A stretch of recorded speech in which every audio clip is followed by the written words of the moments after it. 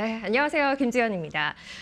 연초 저희가 딥시크 모먼트라고 명명한 딥시크발 쇼크가 있었죠. 이후에 사실 AI 업계 전체에도 큰 변화가 있습니다만 글로벌 주식시장으로 봤을 때도 자금의 큰 이동이 감지되고 있는 구간입니다. 특히 미국으로만 쏠리던 분위기가 중국으로 많이 좀 쏠리는 양상이 뚜렷하게 나타나면서 투자자들의 관심도 중국으로 많이 향하고 있죠. 해서 2월에 저희 리서치 센터에서 중국으로 애널리스트들이 탐방을 직접 다녀왔습니다. 이후에 여러 가지 내용을 담은 보고서들이 발간되고 있는데요. 그 이야기를 좀 말로 풀어서 해드리는 시간이 필요할 것 같다라는 생각이에요. 그래서 오늘은 중국 AI라는 큰 주제로 보고서를 발간하신 세 분 모시고 이야기 좀 나눠보도록 하겠습니다. 박연주 팀장님, 그리고 김진석, 김지은 연구원 이렇게 세 분 모셨습니다. 안녕하세요. 안녕하세요. 네, 안녕하세요.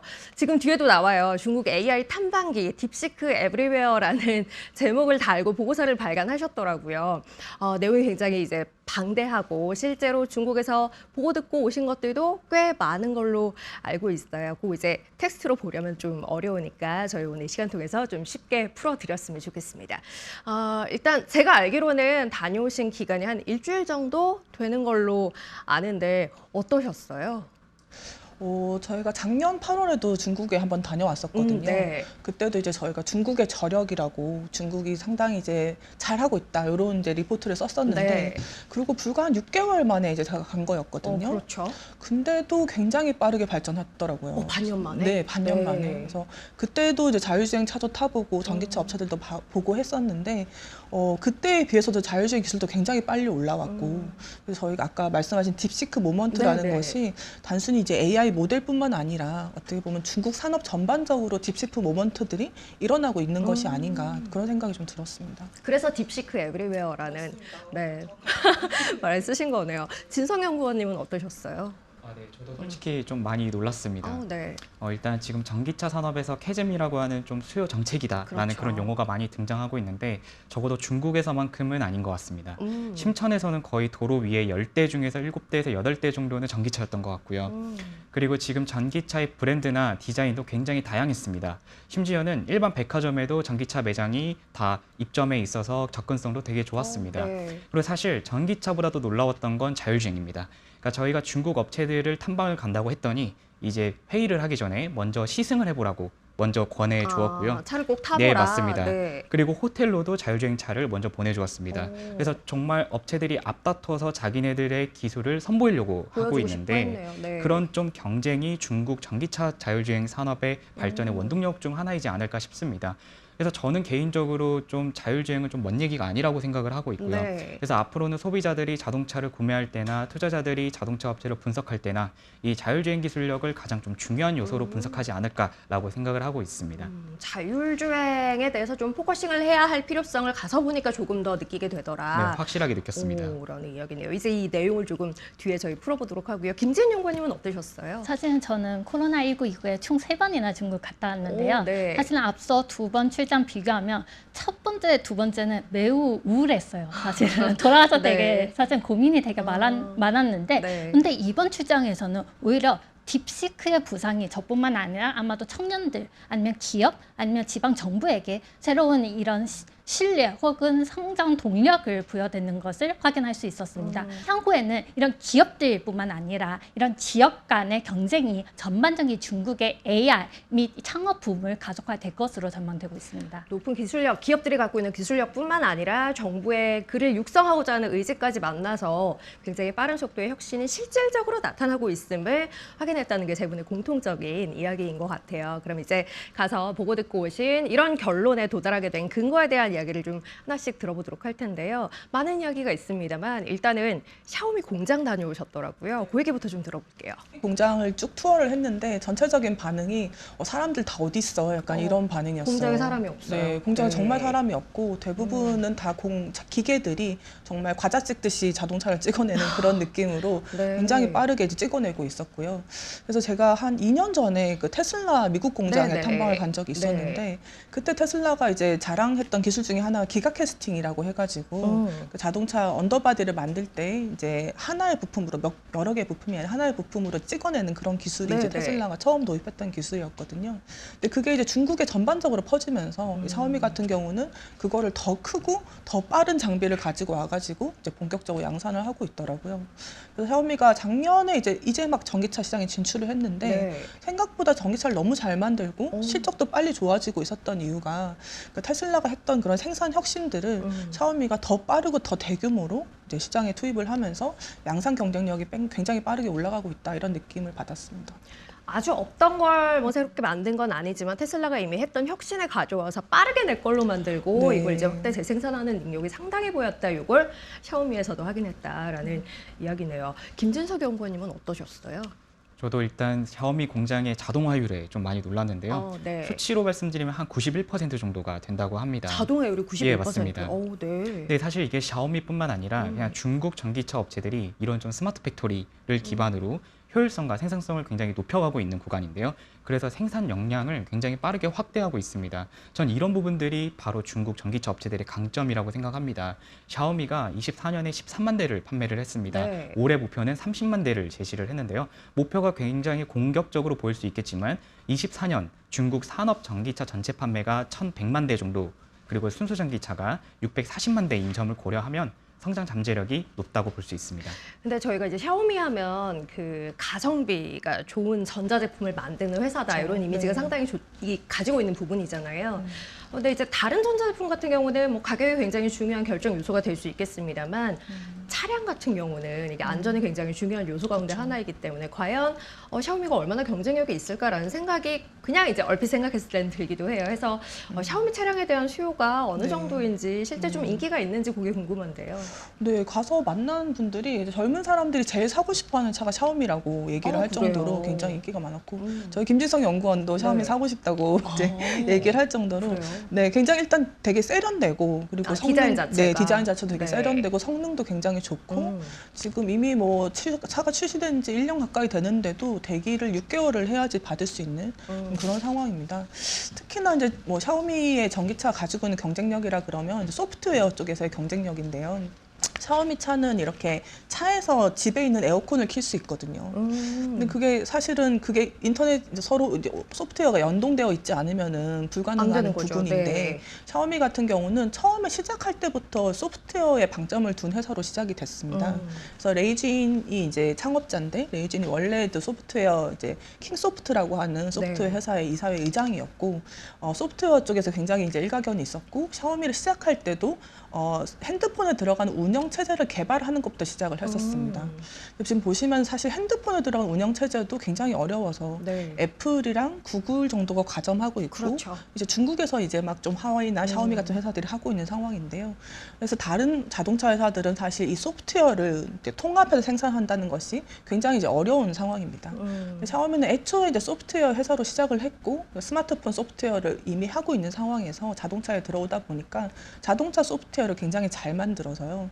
그래서 이제 가장 큰 차이점이 이제 선진국 자동차들은 좀 하드웨어라는 느낌이라 그러면 이 중국에 있는 전기차를 타면은 디지털 기기 같은 느낌이 이제 들거든요. 근데 그럴 수 있는 가장 핵심적인 원동력이 그런 소프트웨어 기술력이고 그런 부분에서는 사실 어떻게 보면 글로벌 자동차들보다도 선진국 자동차들보다도 더 경쟁력이 있는 포인트다라고 생각을 하고 있습니다. 그러니까 다른 브랜드들에서는 경험하기 힘든 소프트웨어 기술력을 바탕으로 한 전방위적인 통합, 그를 통해서 경험할 수 있는 편의성 이게 굉장한 강점이다라는 이야기네요. 근데 이제 중국 갔다 오셔서 그 중국 전기차 수요 전망치를 상향하셨더라고요. 네, 맞습니다. 그 근거를 좀 볼까요?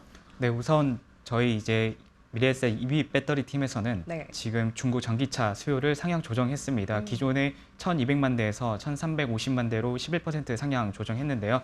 24년 기준으로 중국의 전기차 침투율은 48%입니다.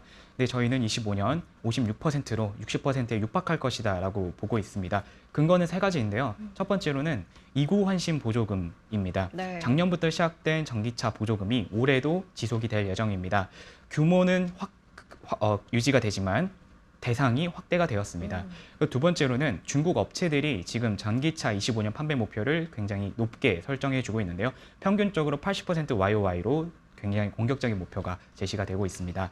마지막으로는 뒤에서 사실 말씀드리겠지만 전기차 판매량보다도 더 중요한 이 자율주행이 보급이 좀 더 본격화되면서 이 전기차 자체도 이제 침투율 상승에 기여할 것으로 보고 있습니다.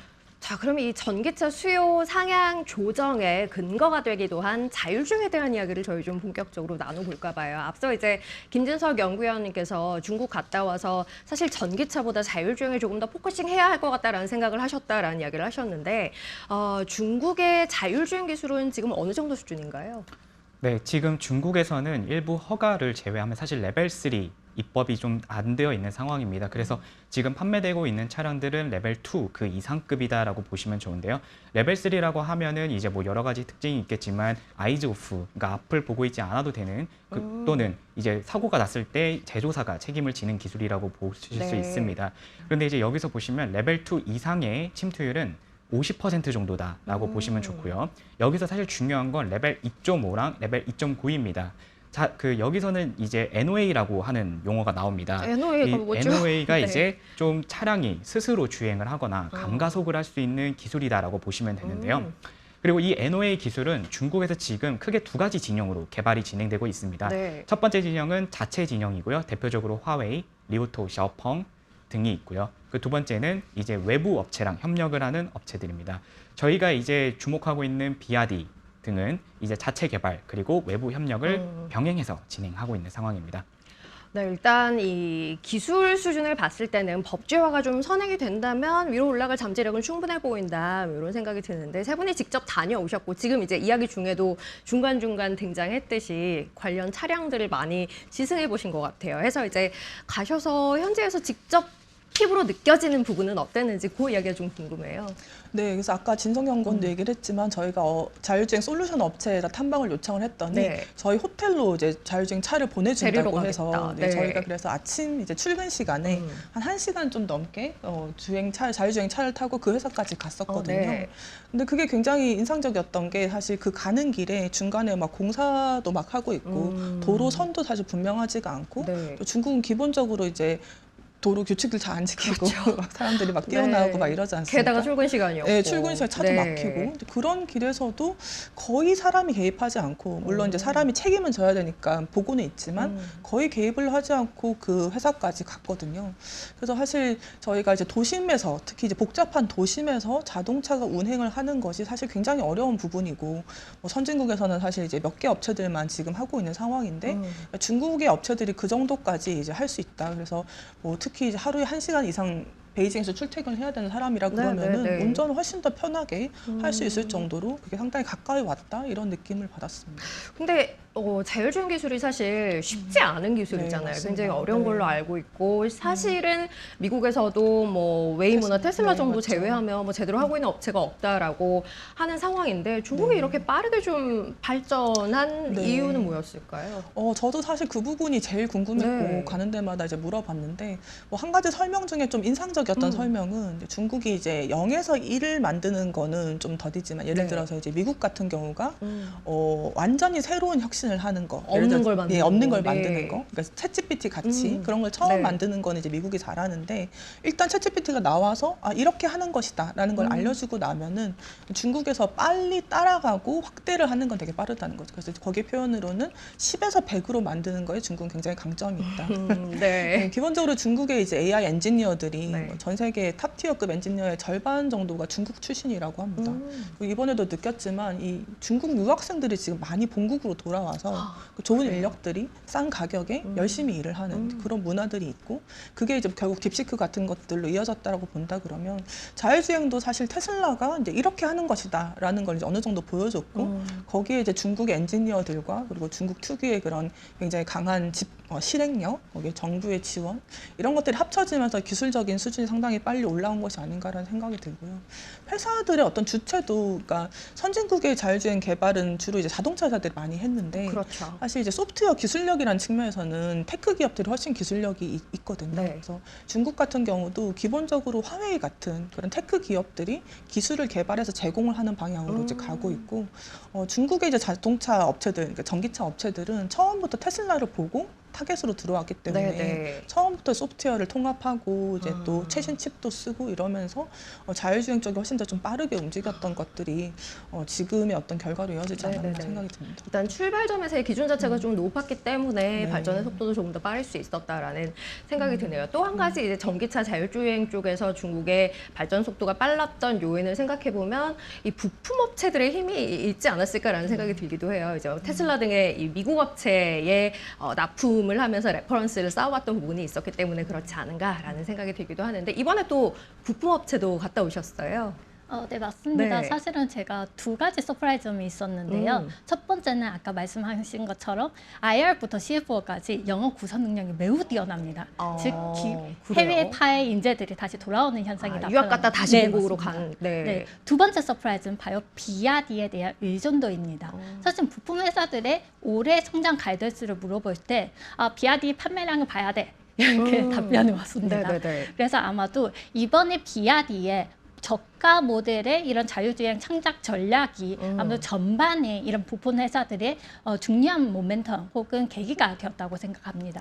그 말씀하신 비아디의 이른바 모두의 자율주행이라는 얼마 전에 발표했던 그 로드맵이 앞으로 자율주행 침투 속도에 대한 기대를 굉장히 높이고 있는 상황이 아닌가 싶은데 앞으로 자율주행 관련한 침투율은 저희가 어떻게 전망할 수 있을까요? 네, 앞으로 중국에서 NOA 그리고 레벨 3의 침투율은 좀 빠르게 상승할 것으로 예상이 되고 네. 있는데요. 크게 4가지 정도 이유가 있을 것 같습니다. 첫 번째로는 지금 이제 앞서 말씀드린 대로 화웨이나 이제 샤오펑 같은 자율주행 선도 업체들이 좀 앞다퉈서 올해 레벨 3 출시를 기다리고 있거나 아니면 이제 그 올해 상용화를 예고를 하고 있는 상황입니다. 그 두 번째로는 과거 좀 선전시에서 이제 레벨 3 테스트 허가증을 배포한 것처럼 지금 올해도 베이징이나 우한시 등에서 이제 레벨 3 내용이 포함된 자율주행차 조례가 좀 발표될 것으로 예상이 되고 있는 상황이고요. 그리고 지금 중국에서 이제 자동차 설문조사를 살펴보면 네. 전기차를 구매하는 것에 있어서 좀 중요한 요인이 무엇인가 했을 때 스마트화가 굉장히 높은 비중으로 계속 순위가 높아지고 있습니다. 그래서 그렇기 때문에 이 전기차 업체들도 앞다퉈서 자율주행 기술을 탑재하려고 할 것이다라고 보고 있고 마지막으로는 역시나 비아디가 이제 20만 위안 한 네. 화로 약 4천만 원 정도 미만에 되는 가격 라인업에 이제 본격적으로 이제 기본 탑재를 발표한 만큼 사실 샤오펑이나 다른 이제 뭐 니오나 경쟁사들도 마찬가지로 좀 가격을 인하해서 출시할 가능성이 높다라고 보고 있는데요. 이런 부분들이 좀 중국의 자율주행 침투율을 상승하는 데 기여할 것으로 보고 있습니다. 자연스럽게 이어서 지금 아마 투자자분들이 관심이 굉장히 많을 만한 부분이기도 해요. 비아디 얘기를 조금 더 해봤으면 좋겠어요. 사실 자율주행 로드맵 이후에 이제 그에 대한 관심이 조금 더 더해져 있는 상황이라고 볼 수 있을 것 같은데 보시기에 어떠세요? 비아디의 자율주행에 대해서 어떻게 평가하세요? 네, 우선 비아디의 자율주행은 사실 2월 10일 날 있었던 스마트화 전략 발표회에서 좀 공개가 됐다고 볼 수 있습니다. 이제 그때 이제 비아디가 자체 자율주행 시스템 신의 눈이라고 하는 시스템을 발표를 했는데요. 그게 A급, B급, C급으로 구분이 됩니다. 근데 이제 여기서의 중요한 부분은 비아디가 지금 모델 라인업을 살펴보면 20만 위안대, 15만 위안대, 10만 위안대 한 화로는 2천만 원에서 4천만 위안대에 있는 모든 모델에는 다 기본 탑재로 들어가고요. 그리고 10만 위안대, 2천만 원 이하의 모델에는 일부 탑재가 됩니다. 네. 그래서 가장 저렴한 모델의 경우는 1,500만 원밖에 하지 않는 것이거든요. 그래요? 그래서 사실 비아디도 비아디의 회장도 그 발표회에서 언급을 했는데요. 사실 비아디가 지금까지로는 판매량으로만 좀 평가를 받아왔고 네. 자율주행은 상대적으로 약하다는 인식이 있는데 좀 이번 발표회를 보면서 왜냐하면 지금 중국에서는 20만 위안 미만에서의 전기차 침투율이나 자율주행 침투율이 높아질 가능성이 높거든요. 그래서 그런 부분들을 봤을 때 비아디가 이제 점차 자율주행 업체로 평가받는 그런 구간에 접어들었다라고 보고 있습니다. 아무래도 비아디가 전기차 시장에서 저변을 확대할 수 있었던 전략을 자율주행 쪽에서도 가져가겠다라는 이야기를 했고 그 파괴력이 어떠했는지를 전기차를 통해서 시장이 봤기 때문에 또 자율주행의 침투력에 대한 기대도 커질 수밖에 없는 상황이 아닌가 하는 생각입니다. 자, 그럼 이제 휴머노이드 이야기를 좀 해봤으면 해요. 사실 춘절 전후로 중국에서 휴머노이드 관련한 이야기들이 꽤 많이 들려왔어요. 저희 이제 뭐 우리나라 뉴스에서도 중국의 로봇들이 춘절 기간 춤을 추는 영상들도 네, 꽤 많이 소개가 됐었는데 이번 탐방에서 휴머노이드 업체도 가보셨죠, 지은 연구원님? 다양한 기업들을 만났는데요. 네. 특히 상장 기업 유피텍, 그다음에 비상장 기업 북경 휴머노이드 혁신센터, 그리고 사실은 1위 라이다 회사 제조회사인데요. 지금은 부품까지 확장해서 하는 로봇센스, 그다음에 우리 전기차 회사, 그다음에 셔미, 셔펑을 만났습니다. 사실 전체적인 네, 느낌이 어땠나요? 전반적인 느낌이 네. 되게 아직까지는 여전히 초기 단계에 불과하다고 그래요? 생각되고 네. 있습니다. 아마도 2013년 아니면 2015년에 자율주행 초기 단계의 수준으로 판단되고 있습니다. 네. 아직은 전체적으로 봤을 때 수준 자체가 굉장히 많이 올라와 있는 상황은 아니기는 하지만 다만 이제 지금 탐방하신 기업들도 굉장히 많았어요. 보면 여러 업체들이 뛰어들어서 뭔가를 해보려는 움직임은 활발하게 보여주고 있다. 뭐 이렇게 이해를 하면 될까요? 사실은 휴머노이드 관련된 투자와 관심 매우 뜨거운데요. 네. 그 이유는 아마도 중국 정부의 정책과 연동된다고 생각하시면 됩니다. 단 여기서 주목할 것은 사실은 중국 정부 아니면 기업들이 많이 미국 동향, 특히 테슬라 동향을 매우 주의시하는데요. 아마도 과거에 이런 전기차 산업의 후발주자로서 그러나 지금은 되게 좋은 성과를 이루었듯이 테슬라의 넥스트 스텝, 휴머노이드 로봇에 대한 관심하고 투자로 이어졌다고 생각하시면 됩니다. 다만 그럼에도 여전히 아직은 초기 단계에 네, 머물러 아직은, 네. 있다. 앞으로 이제 무궁무진한 기회가 좀 있을 것 같다라는 생각을 할 수 있을 것 같고, 그 최근에 보면 이제 AI 그 추론 모델에 대한 관심이 생기고 그쪽에서의 발전이 조금 단계를 어느 정도 넘어가는 모습을 보이면서 또 휴머노이드 얘기가 조금 더 많이 나오는 느낌이기도 해요. 그것도 관계가 있다고 봐야 할까요? 네, 기술적으로 사실 뭐 중국뿐만 아니라 전 네. 세계적으로 최근 한 1, 2년 정도 휴머노이드에서 굉장히 이제 관심이 많고 투자가 본격화되고 있는데요. 네. 가장 근본적인 이유는 이제 AI 기술이 발전을 하면서 이 로봇이 할 수 있는 일이 많아져서 그렇다고 보고 있어요. 과거에는 사실 로봇이 딱 프로그래밍 된 대로만 이제 일을 할 수가 있었거든요. 그렇죠. 네. 그래서 사실 굳이 사람의 모습을 하게, 그럼 사람의 모습을 하려고 하면 돈이 많이 원가가 많이 올라가기 때문에 굳이 그렇게 휴머노이드를 만들 필요가 없었고, 그래서 한 2, 3년 전에만 해도 테슬라가 휴머노이드를 이제 만들겠다고 했을 때 사람들이 네. 말도 안 되는 소리다, 약간 이런 맞아요. 반응이 대부분이었죠. 근데 이제 챗GPT와 같은 AI 기술이 발전을 하면서 챗GPT는 이제 인터넷 상에 있는 굉장히 많은 이제 인터넷에 있는 텍스트들을 공부를 사전에 공부를 한 AI잖아요. 그러다 보니까 언어를 통해서 세상에 대해서 어느 정도 이해를 하고, 그리고 상식에 따른 추론, 맥락 파악 이런 것들이 되는 거죠. 그래서 예전에는 로봇한테 뭔가 사과를 달라고 얘기를 하려고 하면 일단 사과가 뭔지부터 가르치고 그렇죠. 그걸 다 네. 알려줘야 됐었는데, 이제 챗GPT는 이미 사과가 무엇이고 사과가 어떤 특성이 있는지를 알고 있고, 그런 그 챗GPT 같은 AI 기술들이 사실 중국에 굉장히 많이 이제 확산이 돼 있다 보니까 많은 업체들이 휴머노이드에 이제 진출할 수 있는 어떤 상황이 되고 있다라고 보고 있습니다. 이제 정말 인지 기능이나 판단에 대한 기능이 사람에 유사해지고 있기 때문에 사람의 모습을 한 로봇에 대한 투자도 조금 더 늘어나고 있다라는 이야기인 것 같습니다. 그럼 이제 아직은 초기 단계에 있다라고 이야기하셨기 때문에 여기서 어떤 업체들이 뭐 선점에서 지위를 누려갈 수 있을 것인가, 뭐 앞으로 우리는 어느 쪽을 보고 투자해야 할 것인가라는 부분에 대한 생각을 하려면 휴머노이드를 개발하고 발전시키는 데 있어서 어떤 자원이 가장 중요한가라는 네. 부분을 알아야 할 것 같아요. 어떻게 보시나요? 그래서 최근에 올해 초죠. 이제 엔비디아에서 이제 로봇 파운데이션 모델이라는 개념 공개를 네. 하면서 올해 초에 또 로봇 주가들이 상당히 좀 좋았었는데요. 거기서 공개한 개념도 기본적으로 휴머노이드를 만들기 위해서는 굉장히 많은 로봇들이 현실 세계에서 어떻게 움직였는지에 대한 그런 로봇 액션 데이터를 모아야 된다는 부분이었었습니다. 저희가 챗GPT라고 하는 것도 인터넷상에서 돌아다니는 온갖 언어들을 공부를 했더니 이 AI가 언어라는 것에 대해서 전반적으로 이해를 하고 언어를 이제 통해서 상식과 추론을 갖추게 됐다는 게 핵심이라고 본다 그러면 이 휴머노이드가 현실 세계에서 어떤 지시를 받았을 때 그 일을 할 수 있기 위해서는 실제로 굉장히 많은 환경에서 로봇이 어떻게 움직이는지 그 로봇 데이터를 확보를 해야 된다는 것이죠. 근데 문제는 이제 챗GPT 같은 경우는 인터넷상의 데이터이기 때문에 사실 상대적으로 가지고 오기도 편하고 이미 사실 많이 학습을 시켰는데 이 로봇 데이터는 실제로 로봇을 만들어서 현장에서 여러 가지 일들을 시켜봐야지 그 액션 데이터를 딸 수가 있는 거라서 사실 그 로봇 데이터를 어떻게 확보하느냐가 핵심적인 기술이거든요.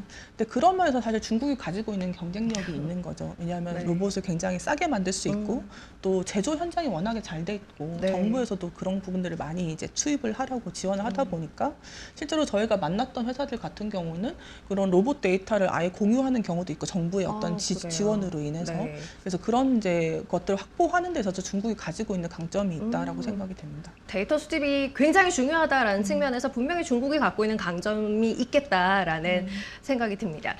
중국 얘기를 하고 있으니까 저희가 이제 휴머노이드라는 측면에서 중국이 뭔가 조금 선점해가는 정도의 발전 단계에 이르려면 뭔가 좀 선행돼야 할 것이 있을 것 같다는 생각이 들기는 하는데 지은 연구원님 어떤 부분들 보고 계세요? 아마도 두 가지가 선제 조건이 있다고 네. 생각하는데요. 첫 번째는 당연히 중국 정부의 지원이 불가피하다고 네. 생각합니다. 아무튼 지금은 초기 단계이잖아요. 음. 초기 단계는 기본적으로 제품들이 가격 경쟁력인가 아니면 제품들의 경쟁력이 매우 낮은 수준입니다. 그래서 이 단계는 보조금이 필요한 단계라고 생각하시면 되고요. 두 번째는 제조 원가의 하락입니다. 과거의 전기차 시장의 제조 원가, 특히 이런 라이다 아니면 배터리가 가격 원가가 하락이 이루어져서 전체적인 침투율이 높아진 것 같이 똑같은 현상이 휴머노이드 시장에서 나타날 것으로 예상되고 있습니다. 단 단기간에는 아직 초기 단계여서 네. 아마도 많은 경쟁자의 참여가 이번에 가격 하락에 중요한 역할을 할 것으로 판단되고 있습니다.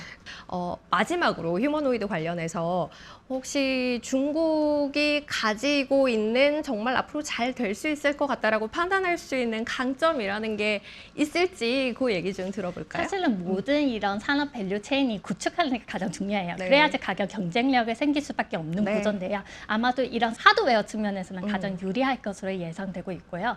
그다음에 이은 아마도 소프트웨어 측면에서는 이런 그 딥시크의 이런 출현에 따라 아무래도 향후에도 이런 기술 격차가 더욱더 좁혀질 가능성이 매우 높다고 판단되고 있습니다. 알겠습니다. 자, 이제 중국 다녀오신 세 분의 이야기를 좀 고르게 들어봤어요. 저희 뭐 아마 올해 시장 내에서 가장 많이들 관심 갖고 계신 분야가 아닐까 싶어요. AI 그리고 뭐 중국 테크 전반 그리고 또 뭐 자율주행, 휴머노이드 뭐 이런 부분에 대한 이야기들 쭉 들어봤는데요. 이제 직접 투자로 연결되는 부분에 대한 이야기를 좀 해보도록 하죠. 사실 지금 말씀드렸던 섹터를 중심으로 해서 중국 기업들 주가가 워낙 좀 빠르게 많이 올랐잖아요. 그래서 지금 상황에서는 갖고 계신 분들도 또 갖고 계시지 않은 분들도 여러 가지 측면에서 고민이 좀 되실 것 같아요. 전반적인 부분에 대해서 어떤 이야기 투자자분들께 해주고 계세요? 네. 사실 실제로 이제 투자자분들을 만나면 고민이 네. 상당히 많으시더라고요. 그렇죠. 이제 과거에 이제 또 중국에 투자를 하셨을 때 여러 가지 정치적인 불확실성으로 네. 인해서 또 좀 어려움을 겪으셨던 경우도 많았고, 워낙에 중국 기업 자체가 이제 좀 투명성이라든지 이런 부분에 대해서 좀 제한적이다 보니까 네. 막상 투자를 하기가 조금 어렵다고 말씀하시는 분들도 꽤 많이 있습니다. 근데 제가 느끼기에는 일단 과거와 비교했을 때 일단 기본적으로 중국 기업들의 경쟁력이 상당히 좋아졌다. 그러니까 사실 글로벌 시장에서 경쟁을 이제 얘기할 수 있을 정도로 그만큼 기술력이 좋아졌고, 그리고 주가가 사실 최근에 좀 급하게 오르긴 했지만 여전히 절대적인 밸류로 봤을 때는 상대적으로 상당히 싼 상황입니다. 예를 들어서 유사한 기술을 가진 미국 기업과 중국 기업을 비교했을 때는 여전히 사실 상당히 싼 상황이기 때문에 네. 제 생각에는 이제 주가가 좀 뭐 중간중간 쉬어가더라도 계속 좀 재평가가 되는 그런 국면이 이어지지 않을까 생각이 되고요. 그런 측면에서 좀 계속 관심을 가져야 되지 않을까 싶습니다. 알겠습니다.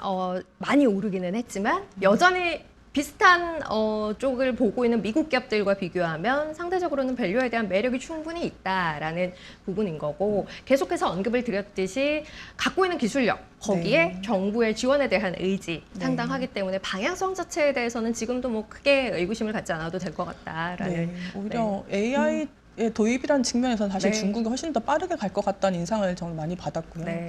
이번에 저희가 뭐 만났던 회사 중에 이제 바이트 댄스 같은 회사도 네네. 있었는데 그 회사 평균 직원 나이가 29인가 8 이 정도래요. 너무 어리네요. 너무 어리죠. 그러니까 네. 이제 기본적으로 굉장히 이제 젊은 기업들인 거죠. 그래서 네. 속도도 굉장히 빠르고, 선진국에서는 어떤 AI 기술 도입을 할 때 어떤 보안이라든지 개인 정보라든지 그러니까 정부적인 차원에서 사실 여러 가지 규제가 많은 그런 막히는 것들이 느낌이 많죠. 네. 그러면은 중국 같은 경우는 정부가 딥시크를 다 쓰라고 이제 주도를 하는 이제 그런 네. 그림이고, 특히 최근에 이제 양회에서 이제 AI 쪽에 대해서 정부의 지지가 굉장히 강하게 지금 나왔기 때문에 사실 AI의 도입과 그에 따른 수혜라는 측면에서 사실 중국이 훨씬 더 좀 빠르게 갈 가능성이 높다 이런 생각이 들었습니다.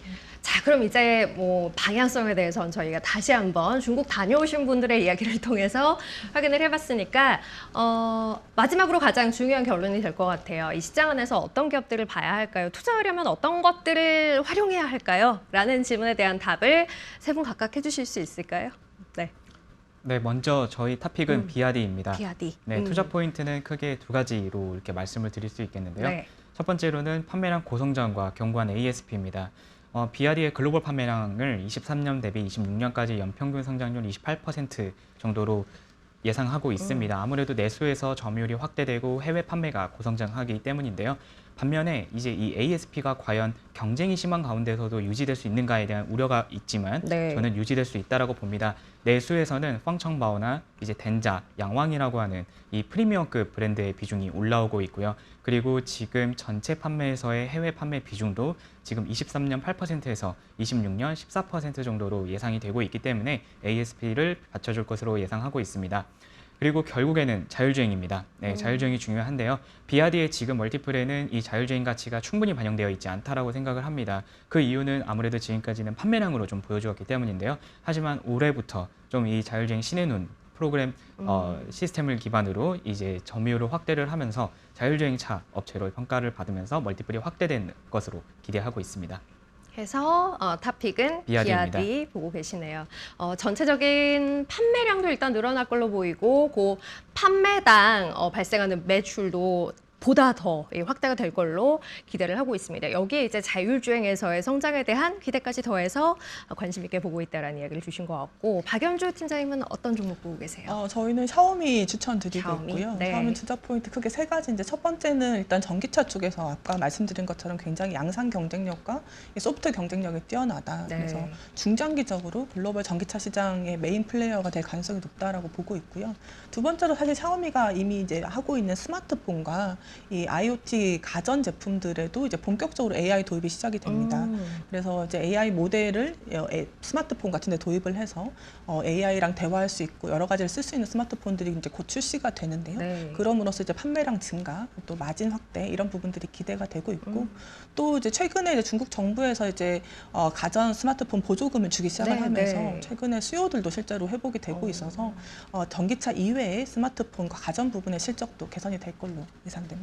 소프트웨어에서의 독보적인 경쟁력, 여기에 정부의 지원까지 확실하게 수혜를 좀 보고 있는 기업이 아닌가 싶어요. 샤오미에 대해서 여전히 긍정적인 의견 유지한다라는 의견 남겨주셨습니다. 마지막으로 김진 연구위원님은 어떤 쪽으로 보고 계세요? 사실은 한 개의 기업을 투자하면 위험 부담이 너무 크잖아요. 네. 또한 중국의 이런 AI 풍을 놓치기 쉽지 않고 싶잖아요. 아, 그래서- 놓치기 싫죠. 네, 놓치기 쉽죠. 그래서 경쟁력이 있는 기업들 구성으로 네. 아마도 투자 분산이 가능한 이런 타이거 차이나 항생테크 아. ETF를 주목할 필요가 있다고 생각합니다. 네, 일단 중국 테크 전반에 대해서 관심을 가지되 한쪽으로 담지 말자라는 관점에서 경쟁력 있는 기업들이 고르게 담겨 있는 타이거 차이나 항생테크 ETF 보자라는 이야기까지 주셨네요. 이렇게 세 분과 함께 중국 탐방기 쭉 정리해서 좀 이야기 나눠봤어요. 전반적인 기술의 수준이 어떻게 진행되고 있고 이에 대한 기대를 무엇을 근거로 해서 가져갈 수 있을지, 그리고 그 안에서 우리는 어떤 기업들을 보고 어떻게 투자해야 할지에 대한 의견까지 함께 들어봤으니까요. 여러분들 분산이라는 키워드 안에서 내 포트폴리오 구성하시는데 많은 도움이 되지 않을까 싶습니다. 세 분 또 앞으로도 중국 가실 계획 있으세요? 자주 가야 될 것 같습니다. 네. 요즘 분위기가 그죠. 네. 네. 아무래도 궁금해하시는 분들도 굉장히 많으시고 또 전달해 주실 이야기들도 더 있을 것 같아요. 네, 저희 앞으로도 힘드시겠지만 네, 많은 내용들 가지고 오시길 기대하도록 하겠습니다. 오늘 박연주 팀장님 그리고 김진석 연구위원님, 김지은 연구위원님 세 분 함께했습니다. 고맙습니다. 감사합니다. 네. 자, 사실 뭐 여전히 중국은 디플레에 대한 걱정이 있기도 하고 경기 침체에 대한 부분에 대해서는 전반적으로 자유롭지는 않은 상황이기는 합니다. 그래서 잘 가는 걸 보면서도 정말 내가 들어가도 괜찮을까라는 고민을 하는 분들이 여전히 많다는 것 알고 있습니다. 다만 오늘 이제 중국을 직접 다녀오신 세 분의 이야기를 듣다 보니 기술력을 바탕으로 한 독보적인 흐름을 보일 수 있는 기업들은 그 안에서도 분명히 찾을 수 있겠다라는 생각이 들고요. 이게 우리 투자 판단의 근거가 된다면 그래도 또 안전한 투자를 할 수 있겠다라는 생각이 들기도 합니다. 오늘 내용이 많은 도움이 됐길 바라면서 저희는 여기서 인사드리도록 하죠. 고맙습니다.